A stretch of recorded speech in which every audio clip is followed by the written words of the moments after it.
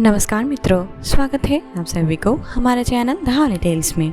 रामायण विजयादशमी या दीपावली का जिक्र होने पर हमारे मन में सबसे पहला ख्याल श्री राम और रावण के युद्ध और भगवान राम द्वारा रावण के अंत का आता है। लेकिन शास्त्र में रावण को एक दैत्य राक्षस अत्याचारी के अलावा भी कई रूपों में वर्णित किया गया है। रावण को महान विद्वान, प्रकांड पंडित, महाज्ञानी, राजनीतिज्ञ, महाप्रतापी, महापराक्रमी योद्धा और अत्यंत बलशाली जैसे नामों से पुकारा गया है। रामायण में जिक्र है कि राम ने भी एक बार रावण को महाविद्वान के रूप में संबोधित किया था। रामायण में रावण को ऋषि विश्रवा की संतान बताया गया है, लेकिन उसकी माँ कैकसी क्षत्रिय राक्षस कुल की थी, इसीलिए उसे ब्रह्म राक्षस कहा जाता था। राक्षसी और क्षत्रिय दोनों गुणों के साथ वो बेहद बलशाली और बहुत बड़ा शिव भक्त था। रावण का जन्म महर्षि विश्रवा और उनकी पत्नी दैत्य राजकुमारी कैकसी के घर हुआ था। उनका जन्म देवगन में हुआ था, क्योंकि उनके दादा ऋषि पुलस्त ब्रह्मा के 10 मानस पुत्रों में से एक थे। वो 7 महान ऋषियों के समूह, जिसे सप्तर्षि कहा जाता है, उसके सदस्य थे। कैकसी के पिता और दैत्य के राजा सुमाली की इच्छा थी कि उनकी बेटी की शादी नश्वर दुनिया के सबसे शक्तिशाली व्यक्ति से हो, ताकि उससे एक असाधारण संतान का जन्म हो। उन्होंने अपनी बेटी के लिए आए विश्व के बड़े से बड़े राजाओं के प्रस्तावों को ठुकरा दिया, क्योंकि वो सभी उनसे कम शक्तिशाली थी।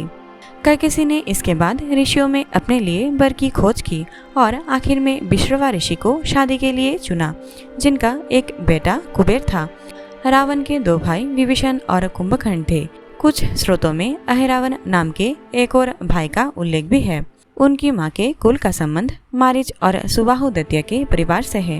कैकसी ने एक बेटी को भी जन्म दिया था, जिसका नाम चंद्रमुखी रखा गया था, जिसे बाद में राक्षसी शूर्पणखा के नाम से जाना गया।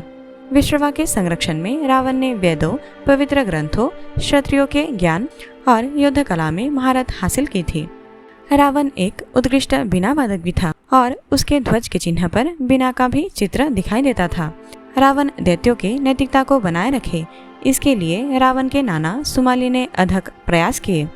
रामायण में वर्णन है कि रावण का युद्धों के क्षेत्र से घनिष्ठ संबंध था, जिसमें दिल्ली के दक्षिण में मथुरा शहर से लेकर गुजरात, महाराष्ट्र, राजस्थान के कुछ हिस्से शामिल थे।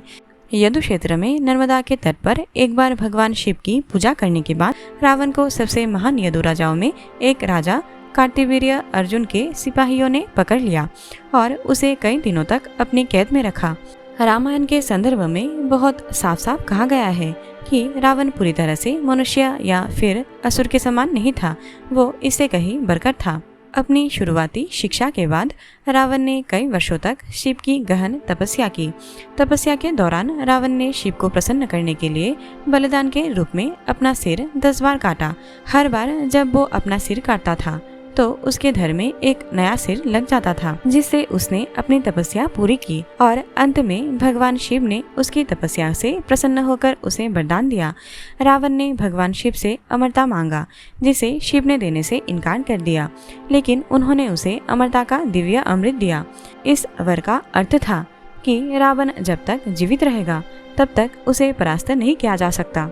रावण ने अहंकार में अपने वरदान में नश्वर इंसानों को छोड़कर देवताओं, राक्षसों, सांप और जंगली जानवरों से हानि न होने का वर मांगा, जिसका मतलब था कि ये सभी प्रजातियां उसे कोई नुकसान नहीं पहुंचा सकती। यही वजह है कि बाद में मनुष्य के रूप में जन्म लेकर राम ने रावण का अंत किया था। शिव ने उसे उसके सभी 10 कटे हुए सिरों के अलावा दिव्य शस्त्र और कई प्रकार के चमत्कार की शक्ति दी। इसी वजह से रावण को 10 मुख या दशानन कहा गया। इन वरदानों को हासिल करने के बाद रावण ने अपने दादा सुमाली की तलाश की और अपनी शक्ति का विस्तार करने के लिए सेना का नेतृत्व करने लगे। इसके बाद रावण की नज़र लंका पर पड़ी और उसने उस पर कब्जा जमाने की कोशिश शुरू कर दी। लंका एक बेहद सुंदर और रमणीय शहर था, जिसे शिव और पार्वती के लिए विश्वकर्मा द्वारा बनाया गया था। बाद में ऋषि वृषभा ने लंका में यज्ञ के बाद शिव से उसे दक्षिणा के रूप में मांग लिया। इसके बाद कुबेर ने अपने सौतेली माँ कैकसी के जरिए रावण और अपने अन्य भाई बहनों को ये संदेश पहुंचाया कि अब लंका उनके पिता विश्रवा यानी उन सभी की हो चुकी है। लेकिन बाद में रावण ने लंका को बलपूर्वक छीन लेने की धमकी दी, जिसके बाद उसके पिता विश्रवा ने कुबेर को सलाह दी कि वो लंका रावण को दे दे, क्योंकि रावण अब अपराजय है। इस तरह रावण ने लंका पर कब्जा कर लिया।